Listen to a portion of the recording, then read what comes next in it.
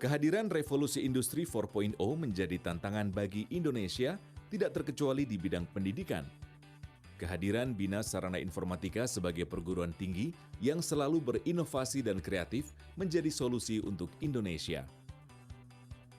Akademi Bina Sarana Informatika saat ini bertransformasi menjadi Universitas Bina Sarana Informatika yang berpusat dan kampus utama di Jakarta dengan memiliki kampus program studi di luar kampus utama di beberapa kota di Indonesia, yaitu Surakarta, Yogyakarta, Purwokerto, Tegal, Tasikmalaya, Sukabumi, Karawang, Bogor, dan Pontianak. Dengan semangat pemerataan pendidikan ke seluruh Indonesia, Universitas Bina Sarana Informatika memiliki program studi yang berorientasi pada kualitas pengajar dan fasilitas penunjang untuk menciptakan sumber daya manusia yang berkualitas secara ilmu dan karakter. Saat ini memiliki 3 fakultas dengan program studi, di antaranya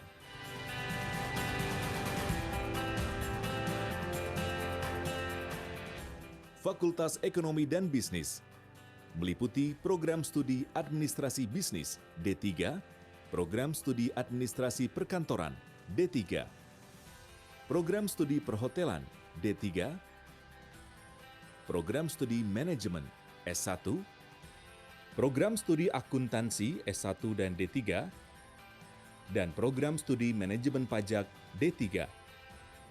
Fakultas Komunikasi dan Bahasa, program studi Ilmu Komunikasi S1, program studi Sastra Inggris S1, program studi Bahasa Inggris D3, program studi Hubungan Masyarakat D3, program studi Periklanan D3, program studi Penyiaran D3.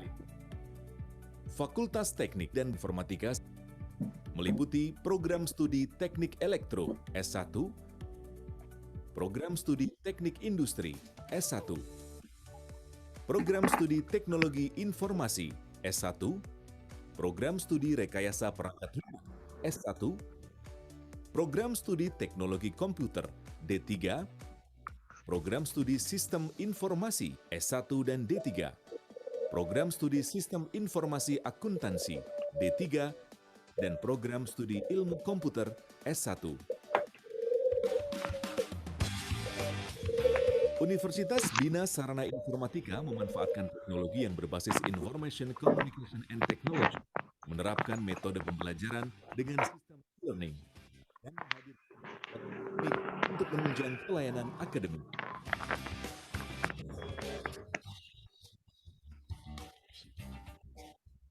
Dosen-dosen Universitas Bina Sarana Informatika banyak yang telah memiliki sertifikasi kompetensi sesuai dengan bidang keahliannya, baik di tingkat nasional seperti sertifikat kompetensi dari BNSP, sertifikat Zahir, dan sertifikat Mayop, serta di tingkat internasional seperti sertifikat EC Console, Cisco, dan Mikrotik.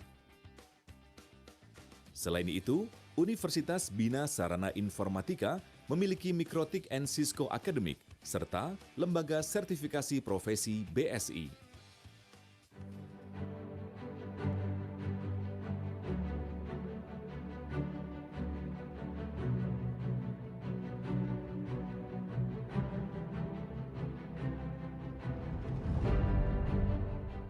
Dengan program studi terakreditasi, Universitas Bina Sarana Informatika menjadi salah satu perguruan tinggi swasta terbesar di Indonesia dengan mahasiswa lebih dari 35.000 dan lulusan lebih dari 200.000 orang.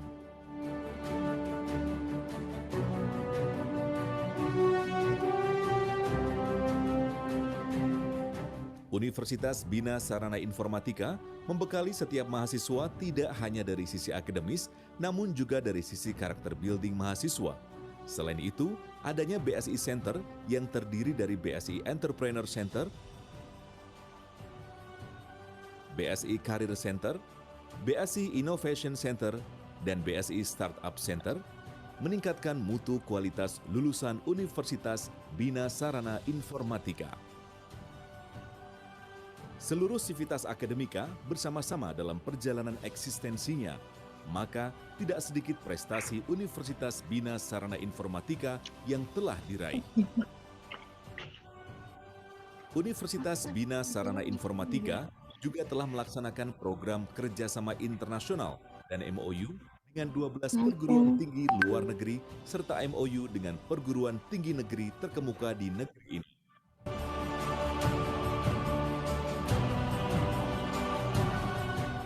Atmosfer akademik yang bersahabat dalam konteks keilmuan dan kegiatan mahasiswa yang berprestasi dalam tingkat nasional maupun internasional tentunya menjadi kebanggaan untuk Universitas Bina Sarana Informatika maupun bangsa Indonesia.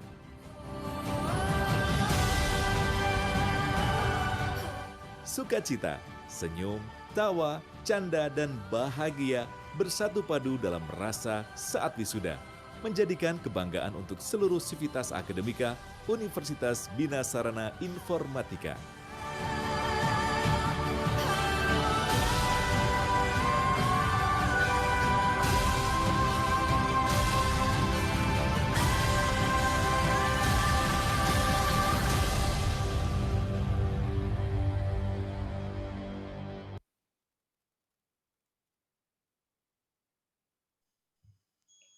Baik, sebelum acara kita mulai, langkah baiknya kita awali dengan berdoa untuk kelancaran acara pada hari ini. Untuk berdoa menurut kepercayaan masing-masing, berdoa mulai.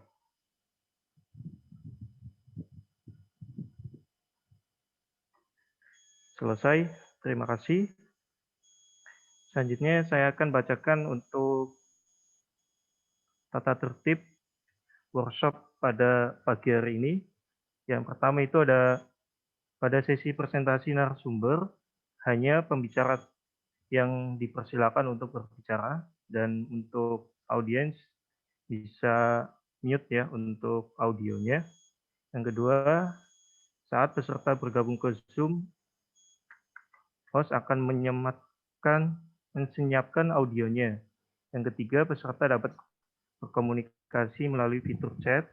Jika nanti ada pertanyaan bisa langsung ada di chat atau memberikan raise hand, angkat tangan yang ada di fitur Zoom-nya. Yang keempat, sesi tanya jawab akan dibuka setelah pemaparan materi selesai. Yang kelima, sesi tanya jawab atau diskusi, peserta ingin memberikan pertanyaan melalui fitur chat, dapat juga memilih menu raise hand juga.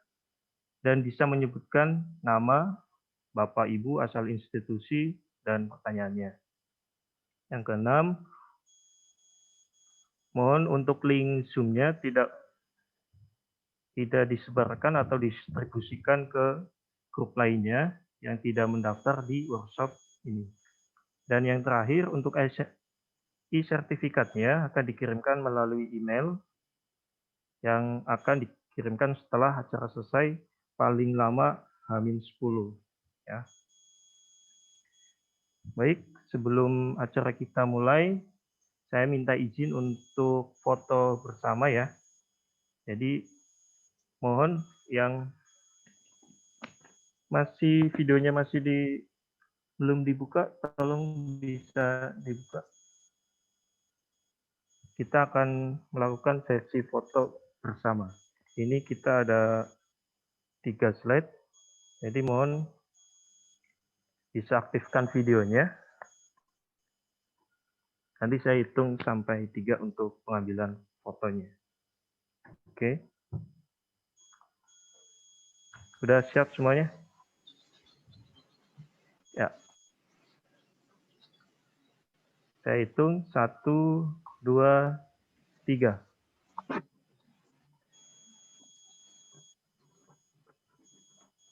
Yang slide kedua, saya hitung 1, 2, 3. Slide ketiga, 1, 2, 3. Oke.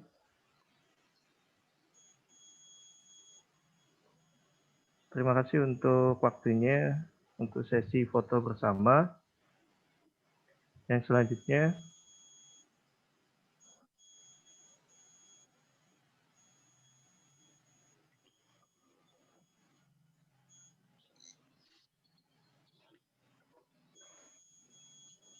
baik, untuk selanjutnya alangkah baiknya kita awali untuk acara pada hari ini dengan kita menyanyikan lagu Kebangsaan Indonesia Raya yang saya akan play. Kita bisa ngikutin videonya ya. Oke.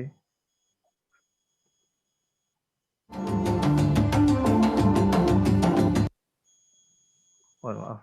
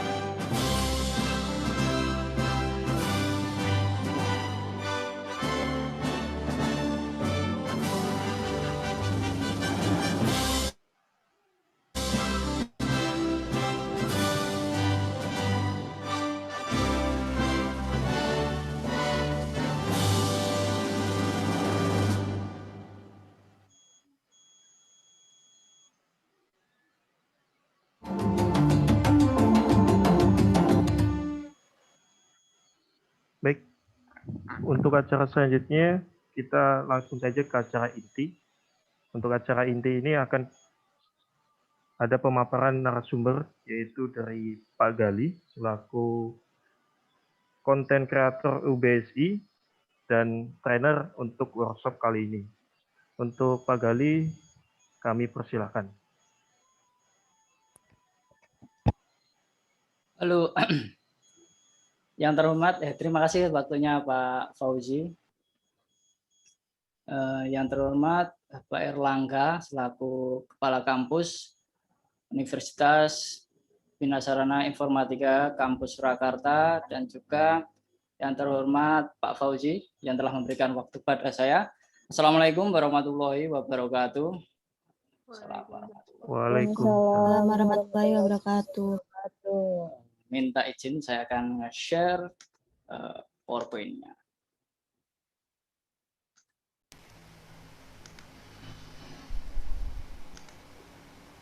Nah, di sini saya akan berbicara tentang strategi digital marketing dalam membangun bisnis online. Nah, sebelum itu saya perkenalan dulu, saya namanya Gali Setiawan Nurrohim. Saya merupakan dosen di kampus Universitas Bina Sarana Informatika Kampus Surakarta, daerah Cengklik Nusukan itu. Lalu perjalanan bisnis saya, ya nggak bisnis sih, perjalanan yang berhubungan dengan customer, yaitu pada tahun 2008 pernah menjadi pengantar koran, tapi untuk pelanggan. Jadi udah ada pelanggan, pastinya udah ada, cuman nganter aja tiap pagi. Jadi saya bangun 4:30 berangkat muterin Sukoharjo untuk nganterin koran tuh dari jam 5 sampai jam 6. Habis itu pulang, habis itu lanjut sekolah. Itu pada kelas 2 SMA. Lalu pernah juga nganterin LPG, dan pas nganterin LPG ada pernah salah rumah juga yang cukup memalukan bagi saya waktu itu waktu masih SMA. Udah mau masang, ternyata salah rumah, memalukan sekali. Lalu selanjutnya saya pernah juga menjadi penjaga toko distro. Sekarang distronya masih ada di Sukoharjo, Abu-Abu namanya. Pernah juga menjaga toko ini Adventure di daerah alun-alun Sukoharjo. Mungkin yang pernah tahu daerah Sukoharjo, dekat alun-alun Sukoharjo ada toko Adventure Bivak namanya. Nah, di situ saya juga pernah. Walau begitu, enggak semua ini yang pekerjaan-pekerjaan ini enggak dilakukan secara serius, artinya cuman kalau senggang, kalau hari Minggu itu saya jalankan. Kalau lagi santai kayak jalankan. Kalau lagi pengen. Lalu pada tahun 2012, nah saya kan kuliahnya di kampus IT. Lalu ada tugas nih bikin website. Nah, website tersebut saya jadikan bisnis sampai sekarang, 2012 sampai sekarang. Tapi mulainya dari pas saya masih kuliah.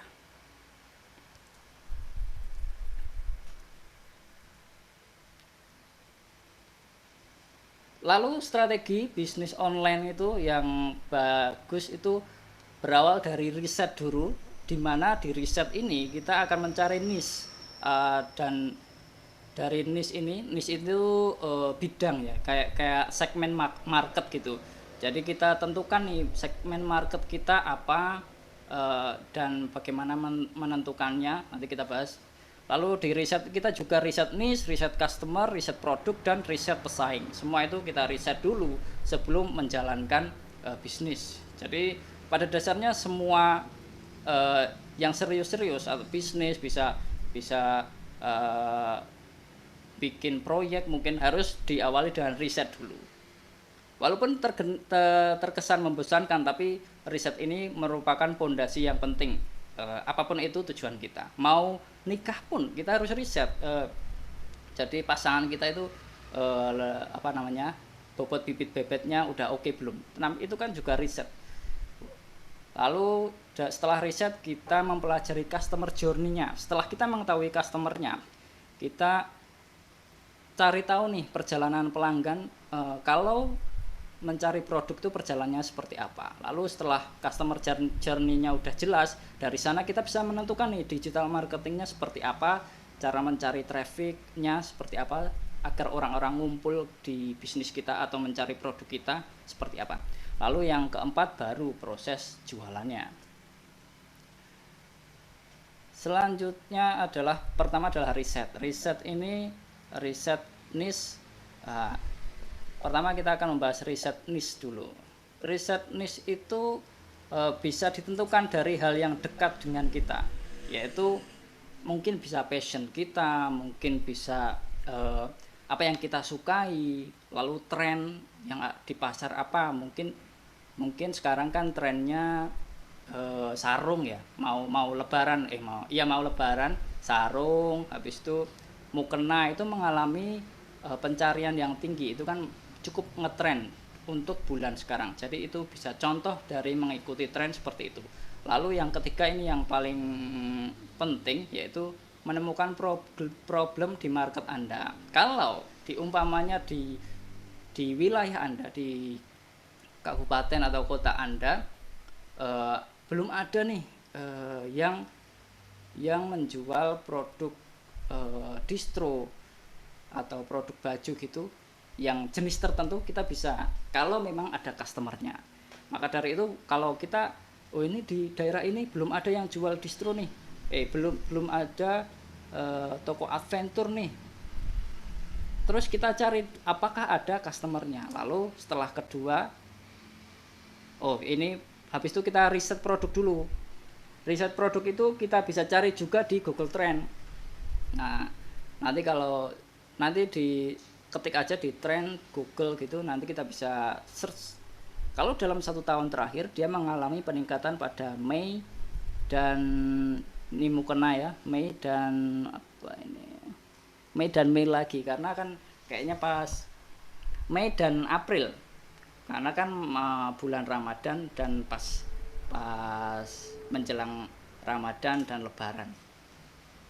Kalau kita cari dalam 5 tahun terakhir, kelihatan juga bahwa naik tinggi pada bulan Mei, naik lagi selanjutnya pada bulan-bulan tertentu saja dalam 1 tahun. Jadi ini kemungkinan besar di bulan Ramadan. Nah, inilah contohnya bagaimana cara ngeriset produk ya, pada pelakunya itu pada bulan apa. Karena kan kita walaupun searchingnya di Google Trend atau orang yang mencari di Google, kan bisa saja dari orang yang mencari itu salah beberapa persennya adalah orang yang ingin membeli, dan itulah tujuan kita, mencari orang yang membeli produk yang mau kita tawarkan. Lalu selanjutnya adalah kita riset pesaing. Nah, di riset pesaing ini kita cek nih, umpamanya mau kita jualan di Facebook atau sosmed tuh udah banyak belum. Kalau belum, kita bisa masuk. Atau kalau pesaing kita udah masih dikit, kita juga bisa masuk jualan di sana. Atau juga di marketplace. Nah, marketplace ini bisa juga, tapi kemungkinan besar sih kalau masuknya sekarang atau jualannya sekarang itu agak susah ya, karena semuanya sudah ada di sana. Udah ada penjual-penjual lama, jadi kita agak susah masuknya. Walaupun tentu saja bisa dengan proses branding yang kuat. Jadi fokus setelah semua ini digital marketingnya yang lebih kuat. Nah, ini terus customer journey-nya.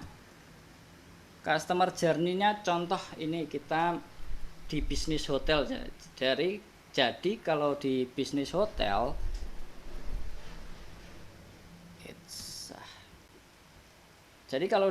hotel kita itu search-nya itu inspirasi traveling ya, umpamanya ada artikel atau blog yang membahas tentang traveling di daerah tertentu, atau di postingan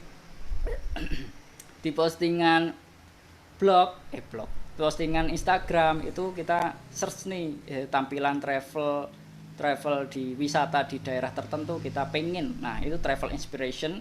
Nah, kalau sudah, biasanya kita search sendiri, ini sebenarnya lokasinya di mana sih tepatnya,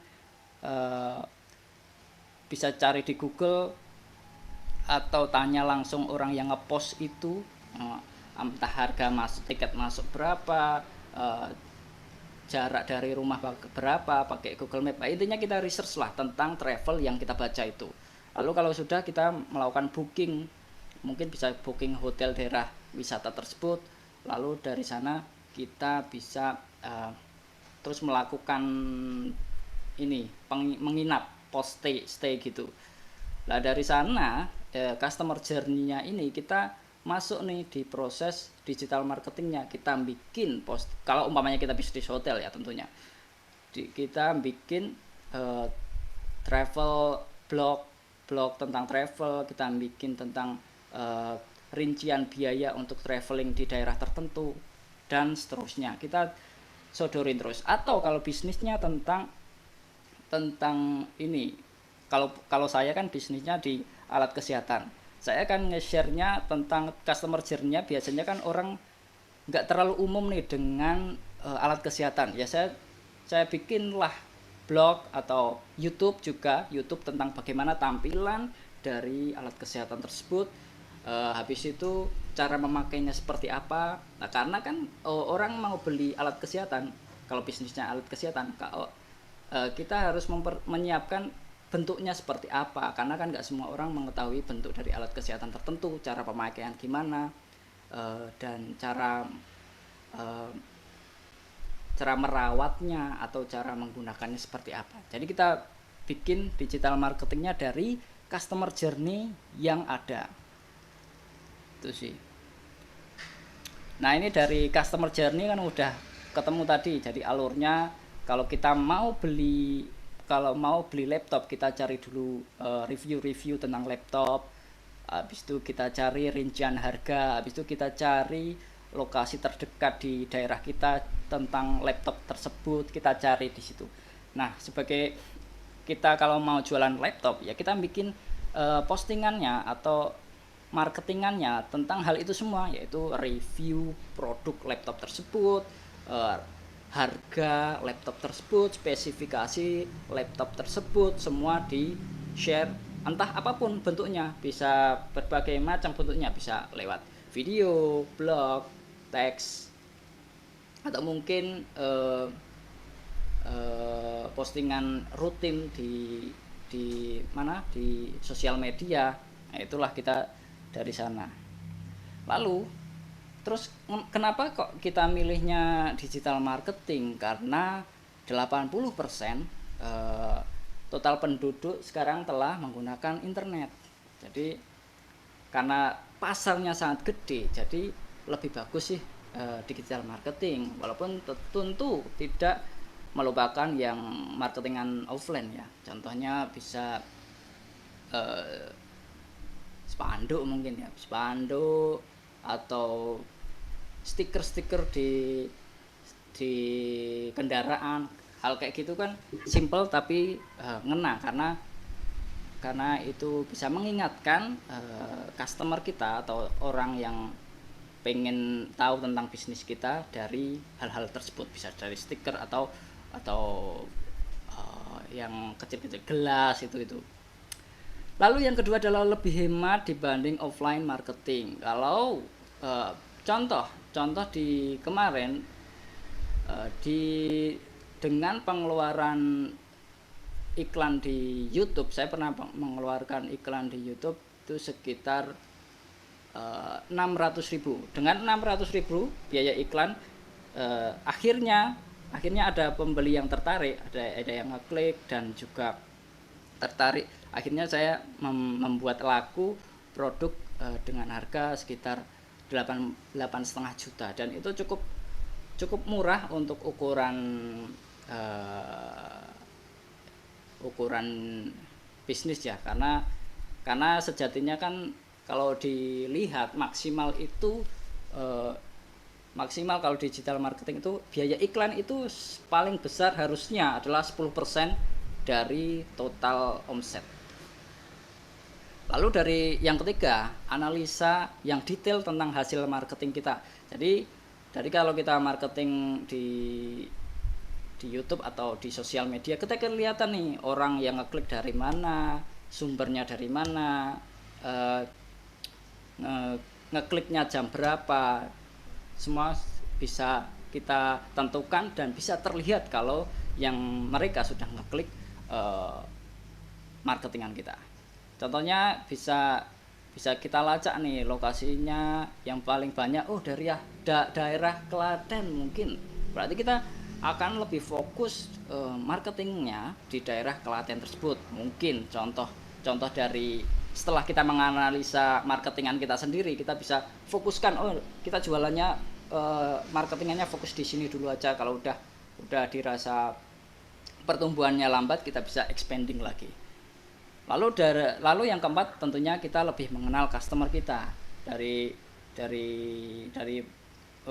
nanti kan dari digital marketing itu nanti kan ada dua arah.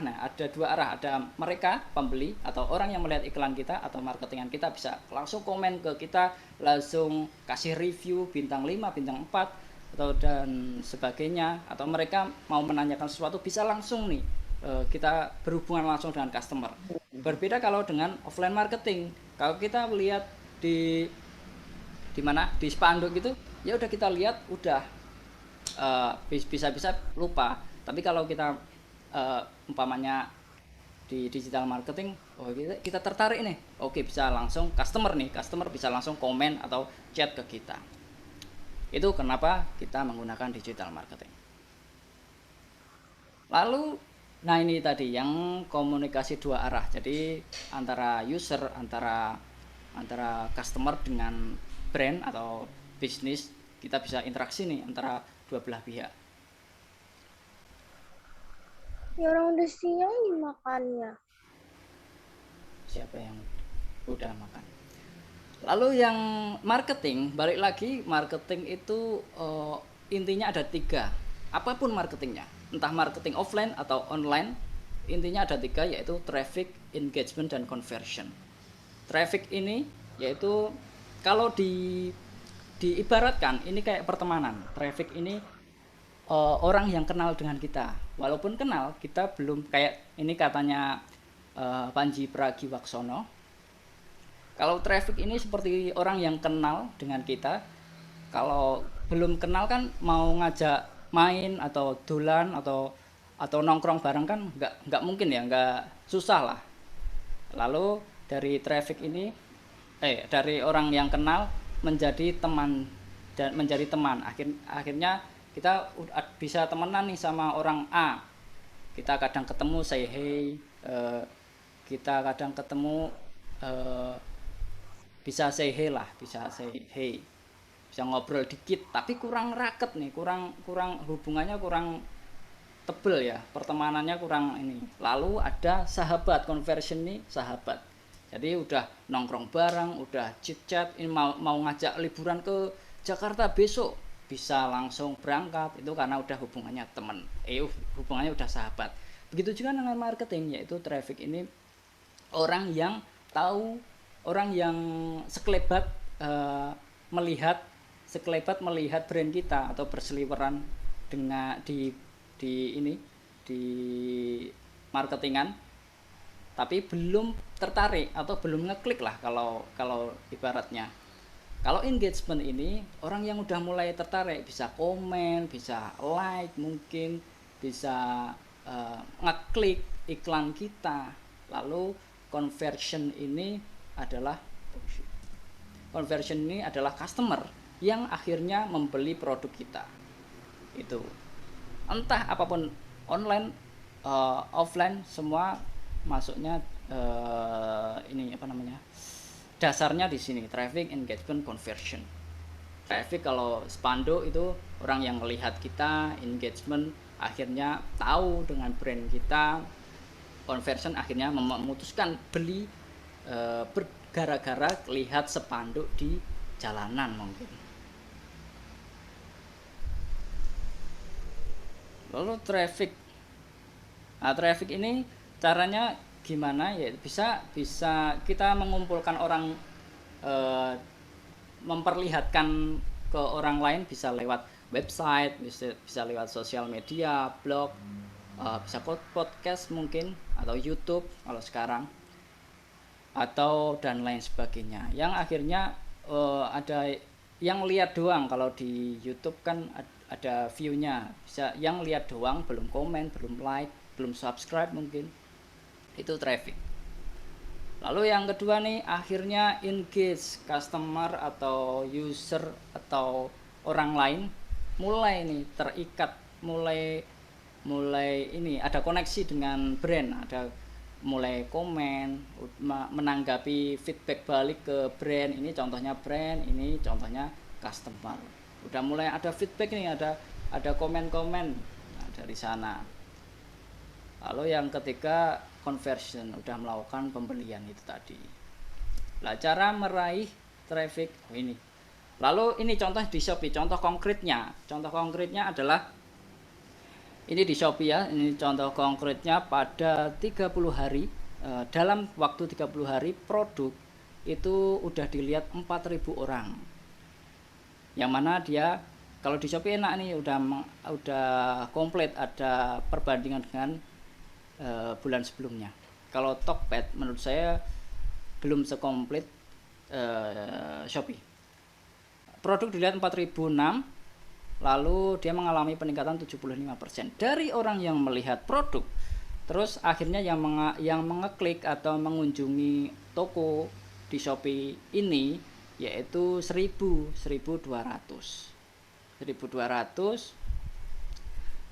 Lalu yang akhirnya melakukan pembelian 56. Di mana sebenarnya di mana tingkat conversionnya ini? Nah, ini berarti kan traffic, engagement, lalu ini conversion. Di mana tingkat conversionnya adalah 4%, yang mana cukup bagus kalau di marketplace. 4% itu cukup bagus. Kalau di atas sampai 10% itu berarti sangat-sangat bagus. tapi di ya paling enggak 4% lah, 4% ke atas. Kalau 4% di ke bawah berarti ada yang salah, bisa foto kita salah kurang menarik, deskripsi kita kurang menarik, atau belum kita iklankan mungkin ya. Lalu yang ke tampilan contoh konkret yang kedua adalah Tokped. Nah, di Tokped ini produk dilihat 1000 kali, yang mana akhirnya yang melakukan transaksi itu ada 6 dengan tingkat conversionnya 0,5. Cukup rendah kalau di Tokped. Kalau saya maksudnya. Kalau yang lain. Lalu mekanisme penjualan. Mekanisme penjualan ini bisa, setelah kita memikirkan tadi digital marketing, kita bisa menggunakan konten marketing, bisa pakai Canva, bisa bikin YouTube mungkin, dengan kalau di HP bisa ada namanya VN gitu. Kalau itu untuk pembuatan video. Kalau mau membuat desain bisa menggunakan Canva. Bahkan saya sekarang pun presentasinya menggunakan ini Canva. Cukup menarik Canva. Bisa digunakan untuk konten marketing. Lalu mekanisme penjualannya yaitu bisa lewat langsung dari ada supplier, kita bisa langsung kita jual. Kita beli dulu nih, beli putus, kita beli beberapa, habis itu kita jual kembali. Itu yang pertama. Lalu kita bisa juga nih dropship, di mana di Shopee itu mendukung sistem dropship itu. Kita beli di toko Shopee yang A, kita jual sendiri di toko kita. Itu cukup menarik karena di Shopee disediakan nih dropship itu.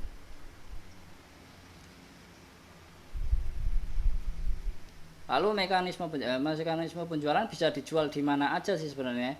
Bisa di marketplace, bisa di Shopee mungkin, atau bisa di Tokopedia, atau bisa di website. Nah, kalau saya mengawalinya di website, di mana dari website tersebut nggak langsung jualan, tapi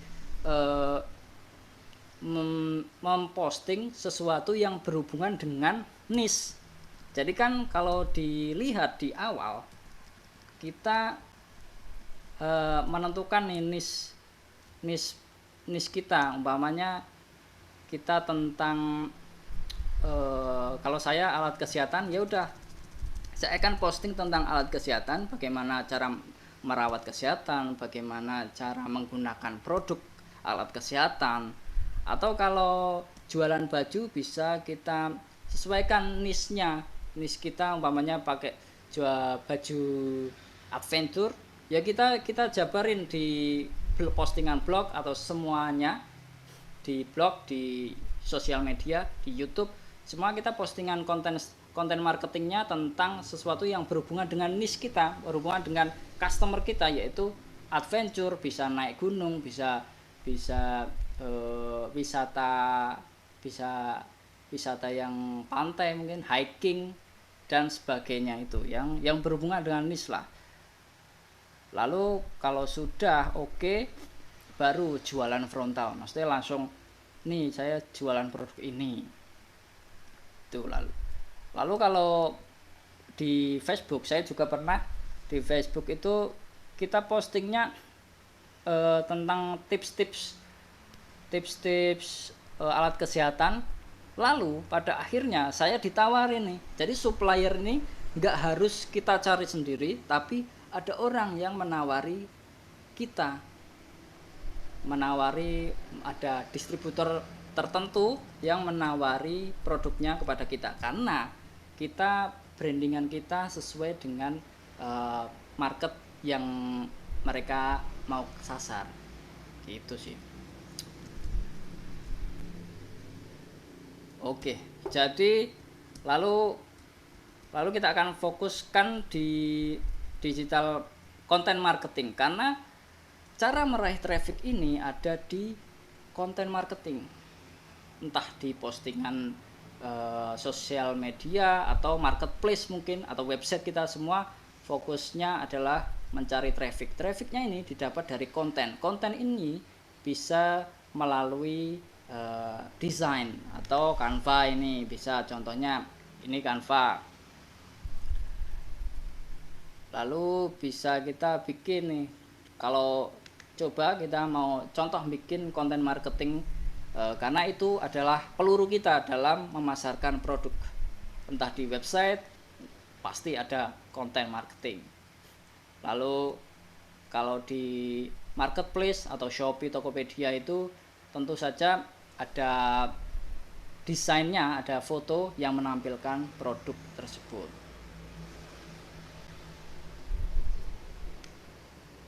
Kalau dilihat di Tokopedia, kalau kita lihat di Tokopedia, dia kan semua desainnya kita fokus kepada produknya, yaitu produk backgroundnya seperti polos atau ada sedikit ornamen sedikit, tapi tentu fokus utama kita adalah di produk ini. Nah, seperti ini contoh. Cara menghilangkannya bisa, umpamanya kita foto dengan background tembok, cara menghilangkan temboknya itu bisa menggunakan remove.bg contohnya. Remove.bg ini untuk menghilangkan background. Ini tinggal upload aja foto foto yang ada backgroundnya.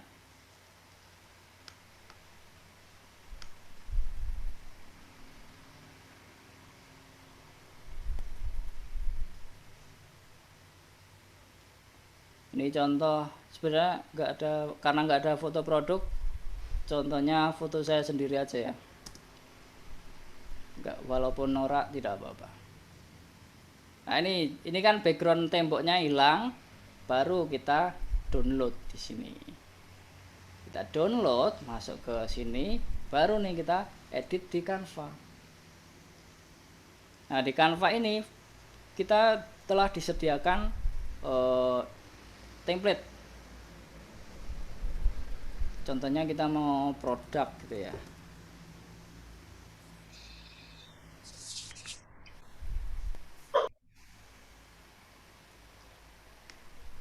Nah ini contoh.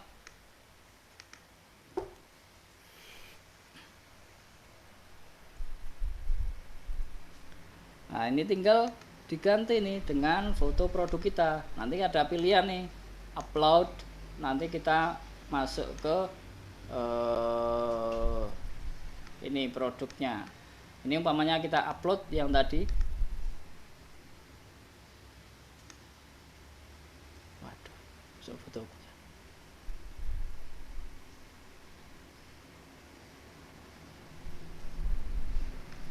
Waduh, ini lalu foto ini aja.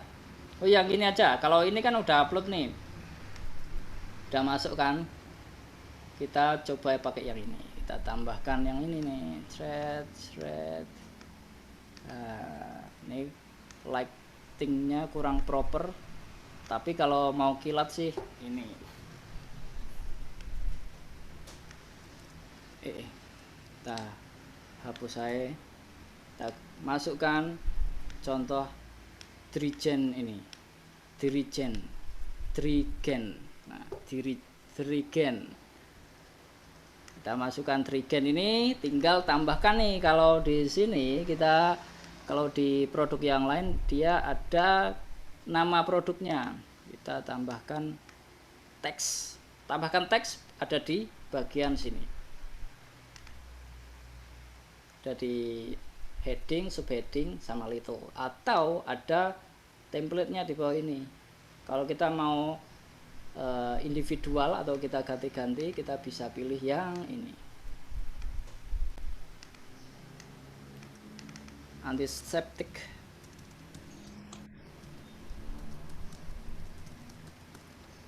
Nah ini contoh. Lalu kalau udah kita bisa download dan diupload di mana, di marketplace kita, atau di blog atau website kita sesuai dengan atau sosial media sesuai dengan target pasar kita. Itu kalau konten marketing. Kita bisa konten marketing image, bisa konten marketing gambar, bisa menggunakan Canva ini. Lalu kalau dilihat di yang pertama, kita riset ini kita bisa menggunakan Google Trend tadi. Ini Google Trend untuk mencari produk atau kata tertentu itu siapa saja atau seberapa banyak. Pastikan di sini Indonesia karena kadang Amerika. Lalu kita cari nih, apa yang mau kita cari. Ini untuk kasus saya sendiri, yaitu saya pernah riset tentang kursi sholat nih.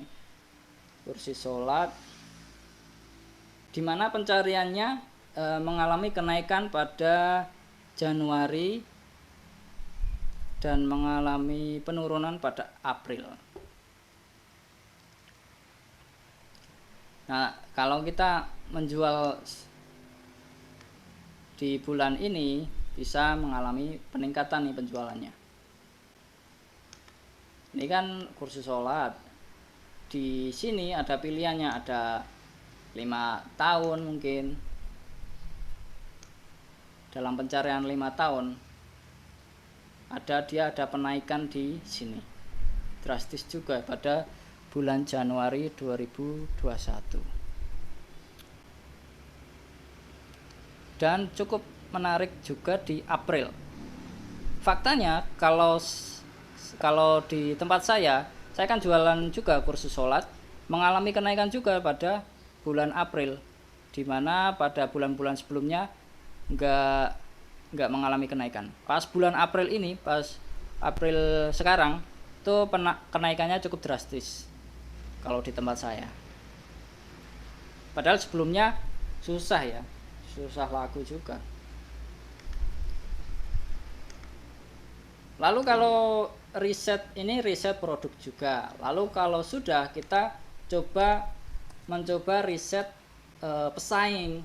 Karena kan yang nyari produk kursus sholat banyak, tapi pesaingnya udah banyak belum? Kita cari contohnya kita mau jualan di Shopee ya. Kita cari di Shopee kursi sholat. Di toko ini, di Shopee.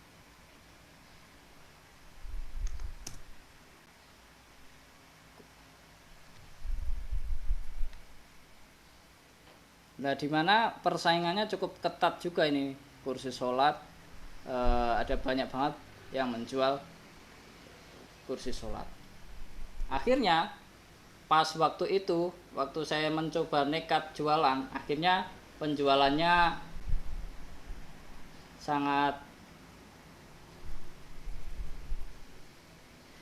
nggak terlalu oke di kursi sholat. Itu salah satu bukti bahwa antara riset produk dan riset pesaing itu harus seimbang, harus benar-benar nih dilihat. Produk banyak yang nyari, tapi pesaing udah banyak belum? Pesaingnya sedikit, tapi yang nyari produk ini ada nggak? Ada orang yang beli nggak? Itu sih. Itu pentingnya dari riset. Kalau kita sudah menentukan niche market, kita bisa melebarkan nih. Contohnya tadi kan kita fokus di niche market yang kita ambil adalah adventure. Niche market adventure berarti ada sepatu, ada tenda, semua yang berhubungan dengan niche market kita kumpulkan atau kita jual yang berhubungan dengan niche market atau customer kita.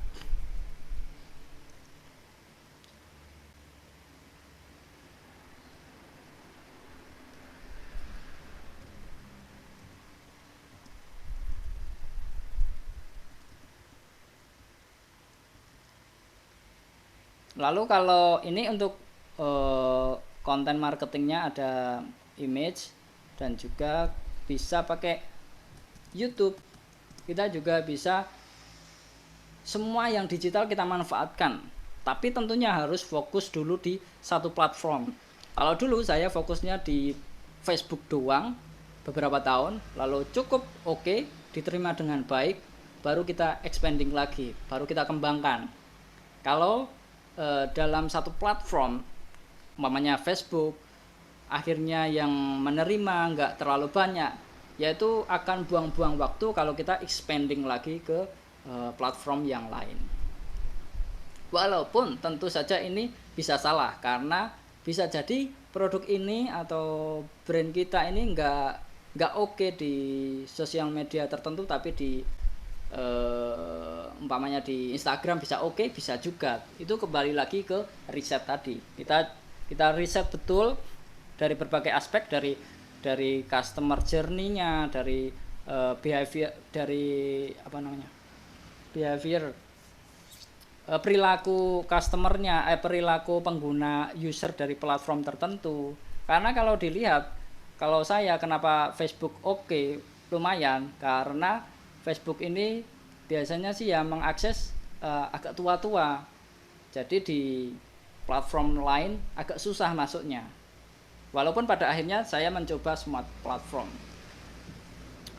Lalu contoh kita memanfaatkan YouTube bisa juga untuk jualan atau nge-share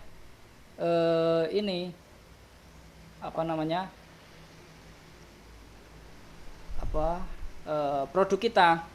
Walaupun view-nya nggak banyak, nggak masalah. Yang penting harapannya produknya laku. Karena biasanya sih kalau karakteristik alat kesehatan ini kan customernya generasi tua, jadi langsung telepon. Wah, ini apa ki? Langsung telepon. Nah, ini yang cukup menarik adalah di bed pasien, di mana ini pengeditannya bisa menggunakan VN. Kita bisa menggunakan HP doang. Jadi iseng-iseng gitu bisa pakai VN ini. Bisa ada di iPhone ataupun di Android, iOS dan Android. Nah, kalau yang TikTok itu ternyata dia ngeditnya pakai VN juga. Jadi karena dia bisa berdasarkan bit, makanya di TikTok itu seirama dengan bit, video dengan audionya itu seirama karena ada fitur bit, musik bit ini. Karena kalau di video editing app yang lain tuh nggak ada nih yang kayak gini. Tapi kalau editing profesional seperti Adobe Premiere sih bisa ada. Oke, itu sih mungkin yang bisa saya sampaikan. Jadi dari konten marketing kita bisa pakai ini Canva untuk editing, bikin postingan gambar, postingan blog itu bisa pakai Canva. Lalu kalau kita bikin kontennya berupa video, kita editingnya bisa pakai VN. Karena ini yang paling mudah dan nggak ada trademarknya itu loh.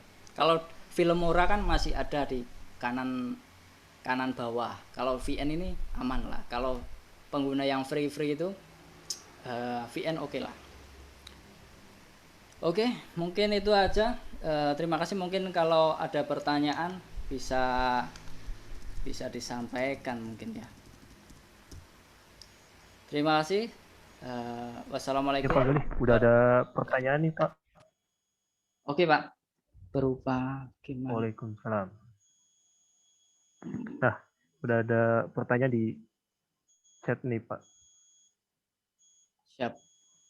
Mau langsung dijawab atau? Boleh Pak, jawab aja ya. Panjang banget. Saya kebetulan penulis buku wirausaha untuk anak muda. Wirausaha ini sudah menjalani kegiatan Instagram. Sebenarnya sudah karena banyak konsumen. Tapi khawatir tuh.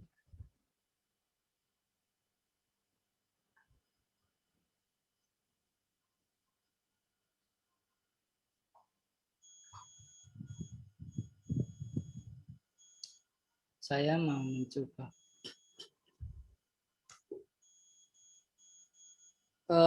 Kalau menurut saya sih sama Ini pertanyaan dari Bapak Muhammad Agung Agung. Baikuni, Klaten, yaitu beliau adalah penulis buku wirausaha untuk anak muda.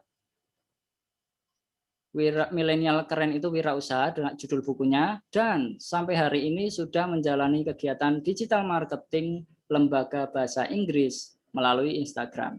Sementara sudah kewalahan karena banyaknya konsumen. Terkadang saya mau mencoba di Facebook dan Marketplace, tapi khawatir tidak bisa fokus. Gimana solusinya? Saya juga sudah memiliki bisnis lain, tapi masih banyak konsumen yang offline. Kalau menurut saya sih makin banyak makin bagus ya Pak ya. Karena pas pandemi ini yang online ini mengalami kenaikan menurut saya. Karena mereka udah jarang walaupun sekarang udah kembali lagi ya yang offline. Kalau saya antara online dan offline ini pas awal-awal pandemi mengalami kenaikan yang online-nya, offline turun banget. Lalu kalau sekarang udah mulai seimbang. Nah, makin banyak kita melempar jala kan harapannya makin bagus juga. Kalau menurut saya sih Pak. Tapi tentunya biar fokus kita paling bagus ya rekrut orang mungkin ya Pak ya. Karena pengalaman saya pas habis merekrut nambah 2 orang itu produktivitasnya naik, walaupun memang agak boros tapi produktivitasnya naik dan akhirnya customer yang dijangkau lebih luas lagi Pak. Kalau menurut saya makin banyak melempar jala makin bagus, tapi tentunya harus digarap dengan serius juga. Seperti itu sih Pak. Apalagi kalau Facebook kan untuk ini niche yang milenial wirausaha banyak juga di Facebook Pak, cukup banyak. Kalau menurut saya malah yang serius-serius itu di Facebook malahan Pak, kalau menurut saya sih Pak. Jadi yang serius-serius dia masuknya di Facebook malahan. Yang serius wirausaha sesuai dengan niche-nya.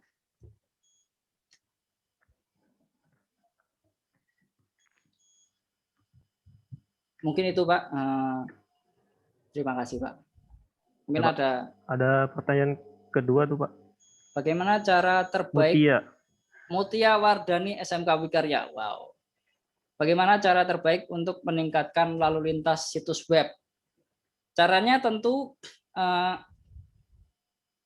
mungkin di sosial media ya. Karena di sosial media kita punya teman yang udah kenal dengan kita share dengan website kita, harapannya sih ngeklik. Tapi tentu saja konten unik dari website atau yang belum pernah ada sebelumnya atau lebih komplit dari yang sebelumnya itu biasanya akan naik sendiri nih, walaupun perjalanannya nggak gampang ya, perjalanannya agak lama. Contohnya kalau saya pernah menaikkan kata kunci blog tertentu, postingan tertentu, dia naiknya malah setelah 2 tahun pernah. Setelah 2 tahun malah habis itu baru naik nih, ada kunjungan banyak karena ada yang ngeklik satu dirasa berguna, habis itu orang ini nge-share lagi ke orang lain. Nah, itu yang mencari orang yang nge-share postingan kita itu yang panjang pencariannya. Yang makanya fokusnya enggak selalu mempromosikan tapi meningkatkan kualitas kontennya gitu menurut saya. Terima kasih Mutia. Lalu yang ketiga ada dari Meriah Kristina Poto, mahasiswa Universitas Negeri Manado, Sulawesi Utara. Bagaimana cara mengatasi customer yang sebenarnya adalah teman kita sendiri, yang terlalu sering meminta harga diskon? Wow, ini itu sering terjadi ya Pak. Itu cukup sering itu juga sering terjadi itu Pak. Sering terjadi, tapi mungkin kalau saya sih nggak masalah kalau saya. Jadi asalkan nggak lebih dari 2 kali. Kalau 2 kali dengan orang yang sama minta keringanan terus, malas juga kan lama-lama. Tapi kita harus minta nih. Kalau saya ngasih ngasih harga yang rendah, ya imbal baliknya kamu mempromosikan dong bisnis saya ke referral lah. Testimoni. Iya Testimoni kan? bisa itu ya, Pak. Apa? Ya dikasih tahu Bisa testimoni juga gitu, Pak. bisa kasih testimoni, bisa di-share ke orang lain bisnis kita di story-nya atau di mana itu. Karena hal-hal kecil kayak gitu penting untuk kelangsungan bisnis jangka panjang. Gitu, terima kasih. Mungkin. Oke. Mas Ferdi, wow, Mas Oke, Ferdi. ada 2 pertanyaan nih. Saya punya Mas pertanyaan. Ferdi, Universitas Bagaimana Wisnu Malang. Wisnu Wardana Malang.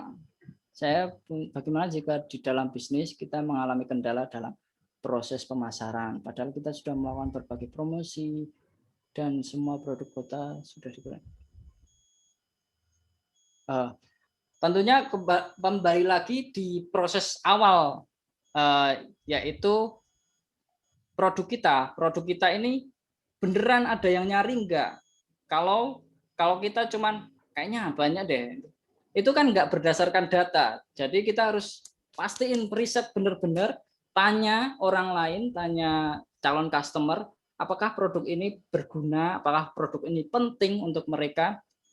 Dari sana kalau produk ini berguna, pasti bakal laku.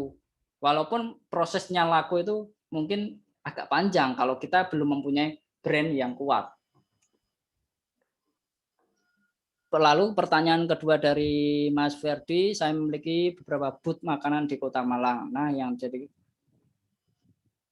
baik selain pemasaran online. Wow, kalau karena saya ininya online ya, jadi saya nggak bisa menjawabnya. Karena memang semuanya sudah beralih ke arah sana, yaitu ke arah online-onlinean itu. Kalau kata Pak itu, betul. Kita harus fokus online itu katanya. Jadi solusinya tetap di pemasaran secara online. Kalau enggak referral ya. Referral. Mungkin bisa aja gabung sama ini ya Pak, kayak Gojek atau pada Grab, akhirnya tetap kayak gitu mungkin online bisa ya, Pak, kan. ya? Gabung ke Gojek platform yang lebih besar. Bisa bergabung dengan Gojek platform atau Grab. Iya. Daftarkan booth-nya buat makanan gitu. Ya. Weh, ya nah. Ada lagi nih Pak. Tanya. Ada Furkon. Ada Mas Ferdi mau. Silakan. Mau langsung tanya. Itu tadi yang pertanyaan kedua. Silakan. Kan sudah masuk di Grab, Gojek ya kan. Kalau itu kan sudah pasti. Nah dari pertanyaan itu kira-kira ada nggak solusi selain yang tadi? Nah, kalau tadi sudah pasti ya Gojek, Grab sudah masuk.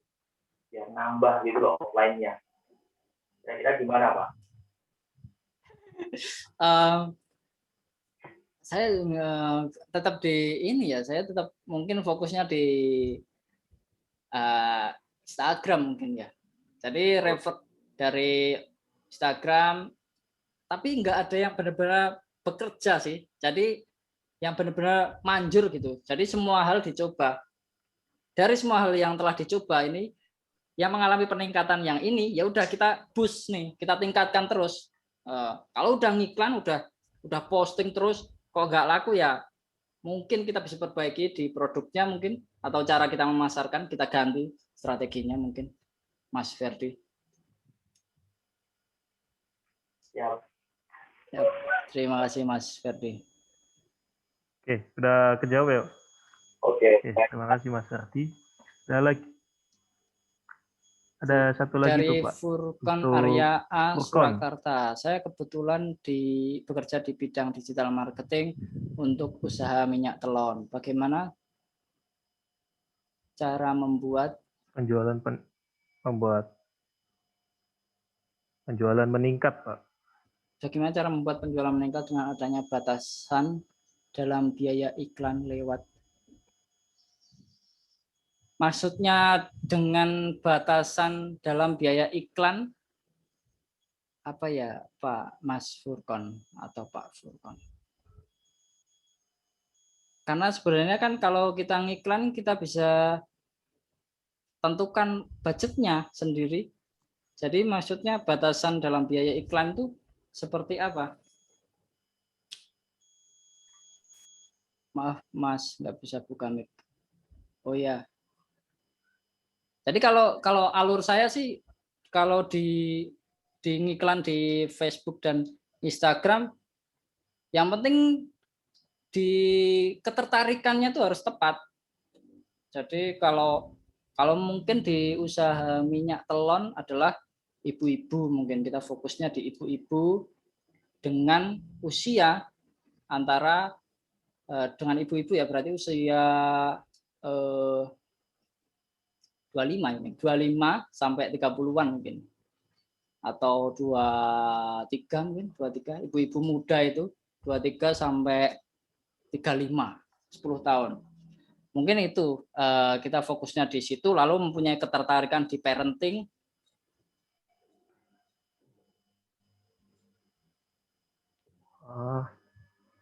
Jadi itu ada batasan biaya maksimal. Oh, kalau itu malah kalau saya malah belum pernah sebanyak itu ya kalau untuk ukuran iklan. Jadi untuk batasan biaya saya nggak tahu. Jadi kalau saya fokusnya masih di gratisan, konten marketing rajin aja, habis itu banyakin review. Karena kan kalau saya bisnisnya lingkup kecil ya, di mana saya juga retail. Jadi ada produk saya jualin kembali. Kalau produk minyak telon kan fokus banget itu. Jadi mohon maaf saya tidak bisa menjawabnya karena saya belum pernah mengalami ngiklan dengan batasan maksimal biaya tersebut. Ya. Baik, terima kasih. Mungkin sedikit tambahan Pak, mungkin untuk iklan itu bisa kayak pakai Facebook Ads gitu kan. Pakai Ads, Google Ads juga bisa kan Pak. Ya, Untuk Facebook. biaya itu bisa digunakan kan Pak untuk iklan gitu. Atau promosi di IG volunteer. Ya itu.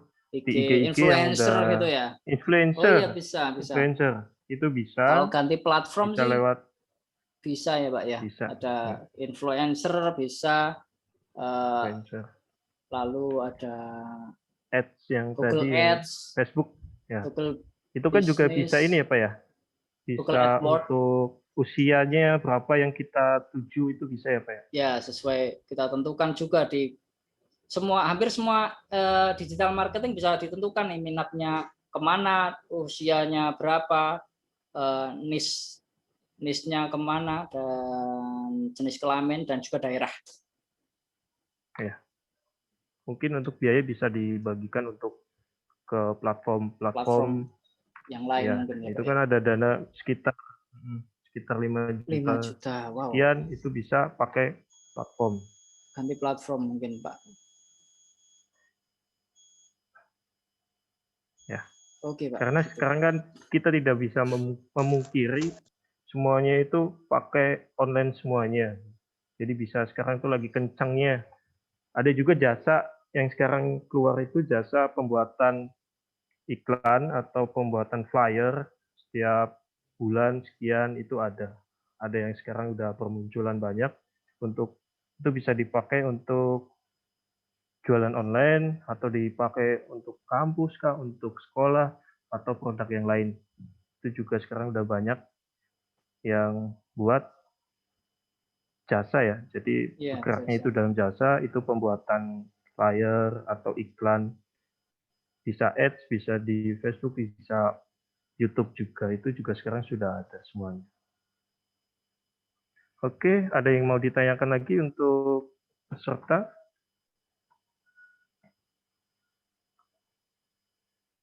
Kita ada waktu nyampe jam 11 ya. Jika nanti sebelum jam 11 belum ada pertanyaan lagi, kita mungkin bisa closing. Iya. Ada yang mau disampaikan lagi Pak Gali? Silakan, barangkali ada mau wejangan atau apa. Sudah cukup. Saya sudah. Sudah cukup. Untuk peserta apakah sudah cukup? Ya, untuk link absen nanti bisa kita share. Sebentar, saya akan share.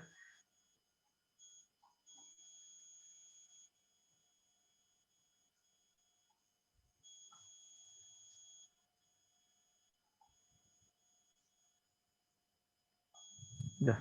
Oke, baik. Mungkin cukup sekian untuk workshop kali ini.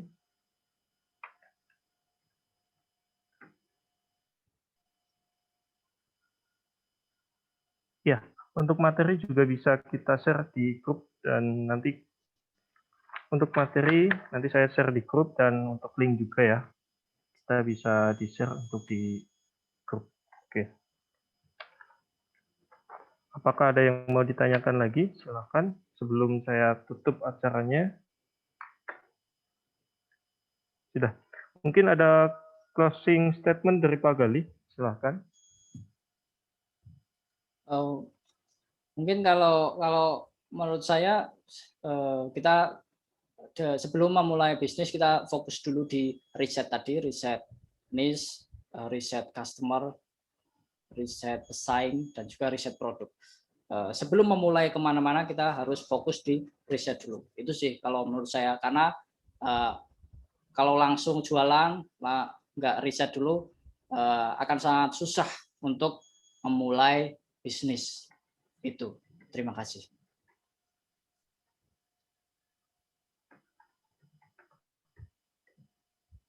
Ya, terima kasih Pak Gali. Jadi alangkah pentingnya untuk strategi bisnis ya di masa pandemi ini, yaitu strategi online. Jadi yang dikatakan Pak Gali tadi itu, jadi wajib kalian harus untuk semuanya wajib harus tadi ngecek gimana riset pasarnya, ikuti passionnya, ikutin tren, riset produk, pesaing itu juga perlu. Itu baik semua marketing akan melakukan itu semuanya. Ya, terima kasih.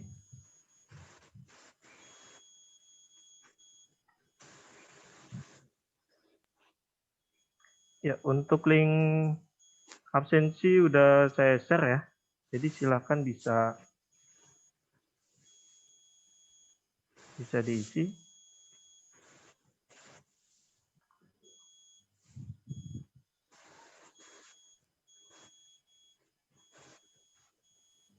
Ya, ini untuk link presensinya. Silakan nanti saya buka link presensinya itu nyampe jam 1 ya, sampai jam 1. Jika ada yang masih belum mengisi, mohon maaf untuk sertifikatnya tidak bisa dikirimkan. Oh ya, untuk acara selanjutnya itu nanti kita juga ada workshop berbagi insan sama Insan itu dengan tema public speaking skill for millennial. Itu ada di tanggal 1 Mei.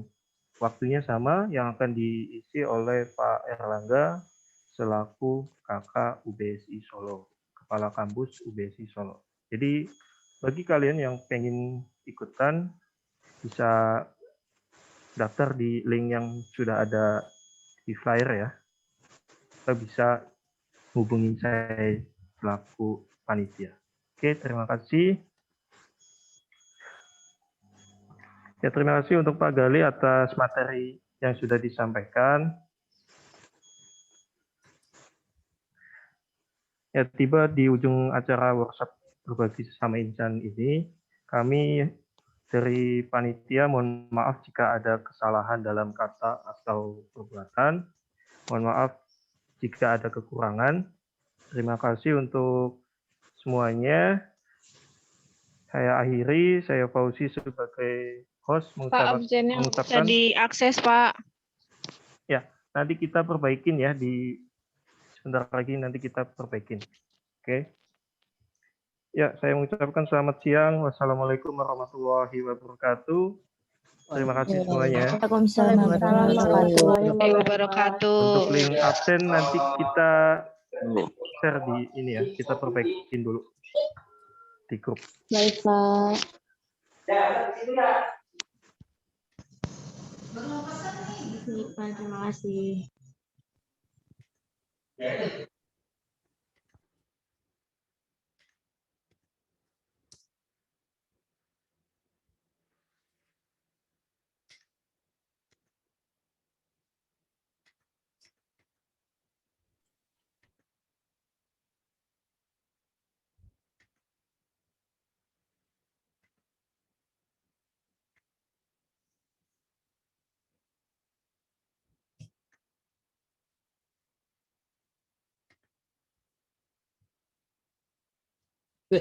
Masih toh.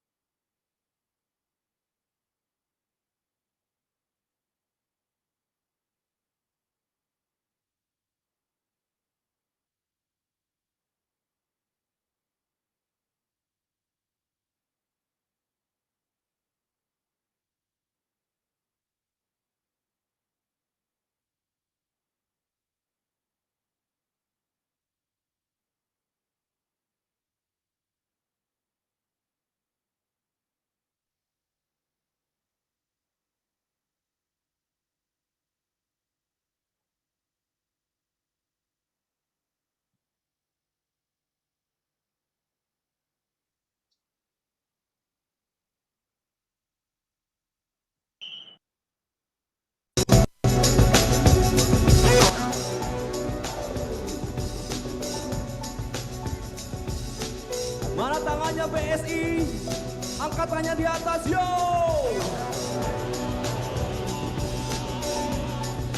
Yang duduk boleh angkat tangan di atas. Siap lompat, semua!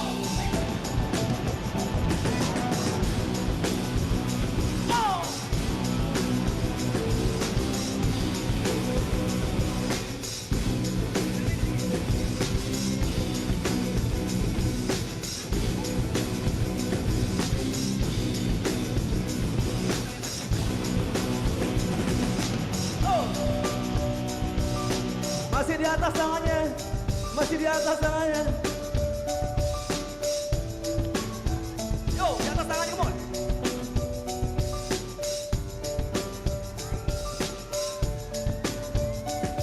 Lompat basic.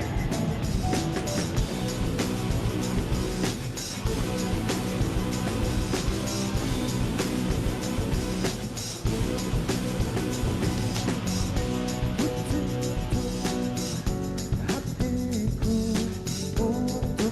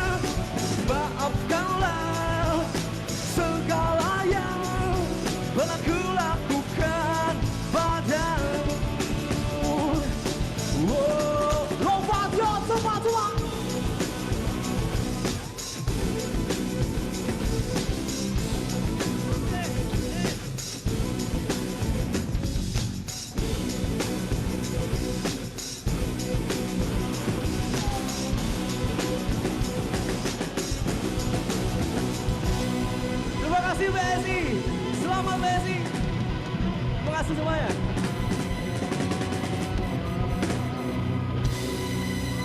Assalamualaikum.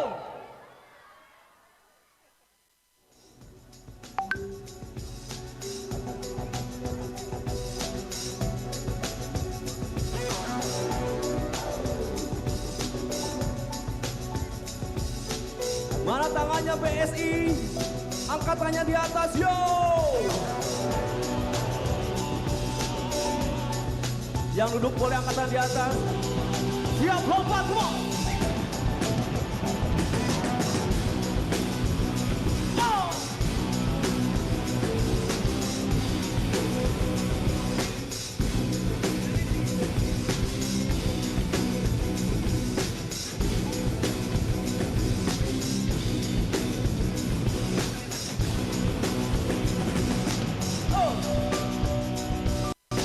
Masih di atas tangannya. Masih di atas tangannya.